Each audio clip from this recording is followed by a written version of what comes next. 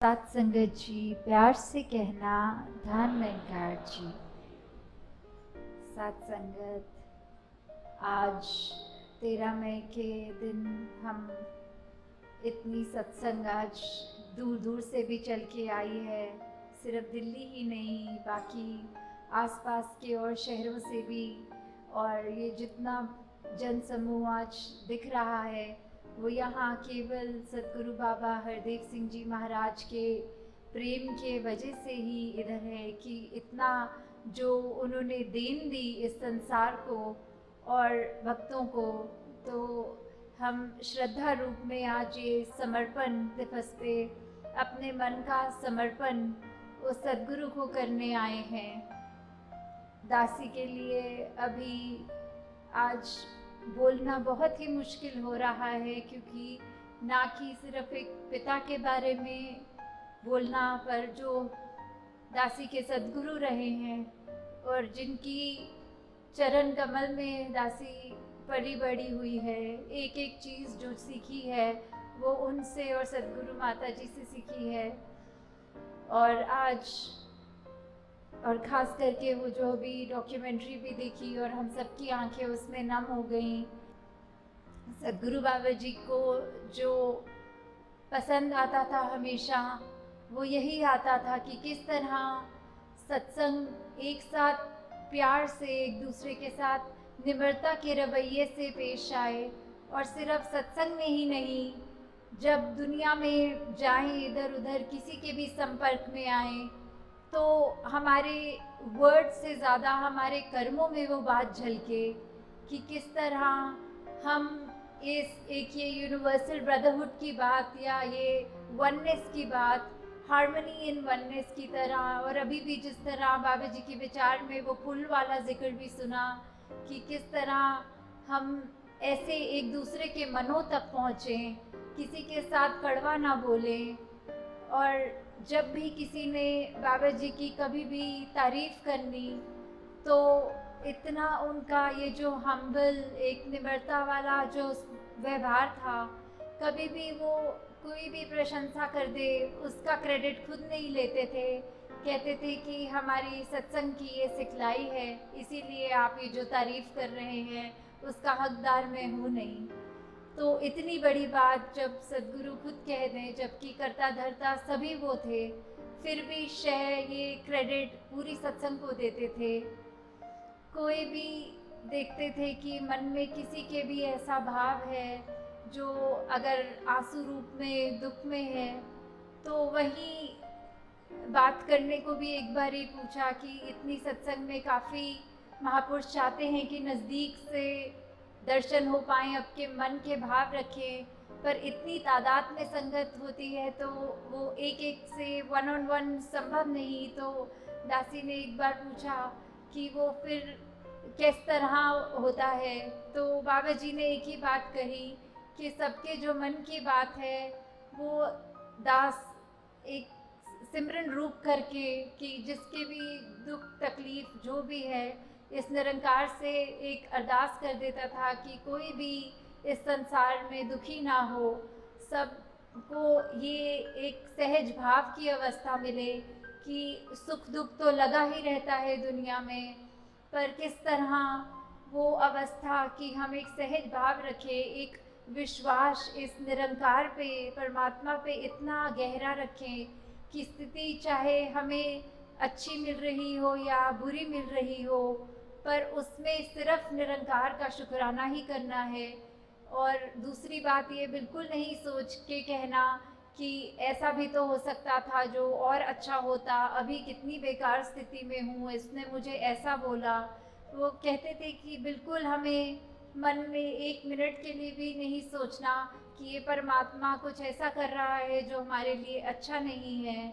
बल्कि हर पल हमें ये शुक्रगुजार रहना है। और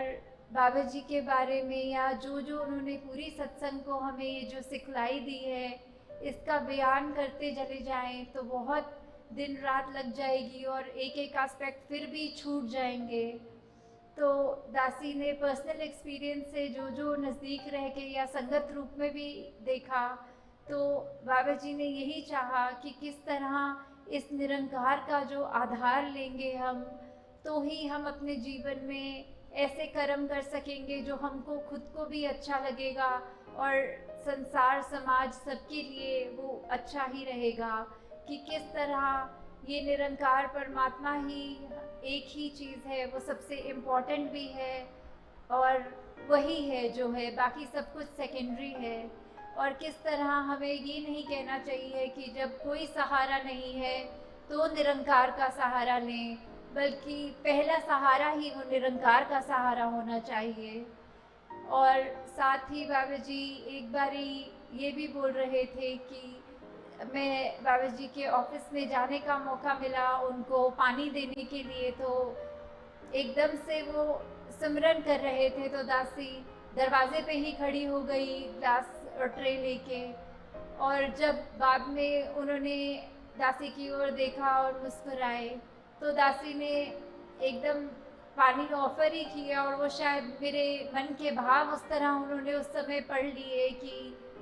ये मैं मन में कोई सवाल लेके आई हूँ। तो उसी समय उन्होंने खुद ही कह दिया कि आज मेरे को तकरीबन आधा घंटा हो गया था और निरंकार का एहसास ये सिमरन रूप दास के मुंह से नहीं निकला। उसी समय मन में इतनी शर्म आई कि ये सद्गुरु होकर सिर्फ आधे घंटे के गैप में अगर उन्होंने सिमरन नहीं किया मन में, तो ऐसा वो सोच रहे थे कि इतना टाइम हो गया है और मैंने आधे घंटे में निरंकार को मन से याद नहीं किया, उसका सिमरन नहीं किया। तो हम में से कितने हैं जो कभी कभी तो पूरा पूरा दिन बिता देते हैं और ये निरंकार का ये हमें जहन में भी नहीं आता, लेट अलोन कि हम सिमरन रूप में निरंकार का शुक्रिया करें, अपने गुनाह बख्शाएं। तो दासी आपसे और समय नहीं लेगी, अभी बाहर बरसात भी तेज़ हो गई है और आप सब लगभग 4 घंटों से इधर आए हैं, घरों को दूर भी जाना है। मन में भाव तो बहुत हैं कि किस तरह जहाँ सदगुरु बाबा जी का भी जिक्र रहा वहाँ अवनीत जी का भी आता है। और आज के दिन दासी को सारा जितना भी कम ही समय चाहे मिला उनके साथ बिताने को, पर वो एक एक पल उन्होंने भी कि किस तरह एक आइडियल गुरसिख कैसा होता है, एक जीवन उसका कैसा होता है, अपने जीवन में वो भाव सिर्फ जीते जी ही नहीं, और वो उनकी एक एक छोटी छोटी बात जो आज तक भी याद करके एकदम वैसे अपने आप का ये पैरामीटर, अपने आप को ये नाप तोल करके देख सकते हैं कि किस तरह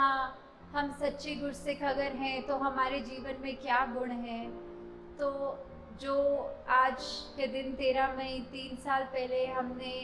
जो विटनेस किए कि 2 शरीर रूप में बाबा जी और अवनीत जी जब हमारे आँखों से उस तरह शरीर रूप से ओझल हुए, तो मन में जो भाव दासी के भी थे कि किस तरह अब इस स्थिति में भी चाहे परिवार के 2 सदस्य अपने गए और साथ में दुनियावी रूप में देखें तो जो एक मदर हैं वो भी शरीर रूप में उस तरह से ठीक नहीं, तो मन में बस एक ही भाव आ रहा था कि ये सिमरन ही है दासी के पास, ये सत्संग ही है बस अब दासी के पास, ये बस 2 चीज़ों का सहारा जो किसी भी स्थिति हो जीवन में उसमें से इतने हमको ऊपर से जैसे पानी में से कोई हल्का सा तिनका या किश्ती तैर के आराम से उस पार चली जाती है, बस यही समुद्र रूप सिमरन और साथ संगत का दासी को सहारा मिला। बाबा जी माता जी की सिखलाई ये इस तरह की रही कि किस तरह इस सिमरन के सहारे ही दासी ने अपनी पर्सनल लाइफ में कोई इतनी मुश्किल घड़ी को भी उस तरह ये सहज भाव का रूप निरंकार की रज़ा मानते हुए आगे बढ़ा।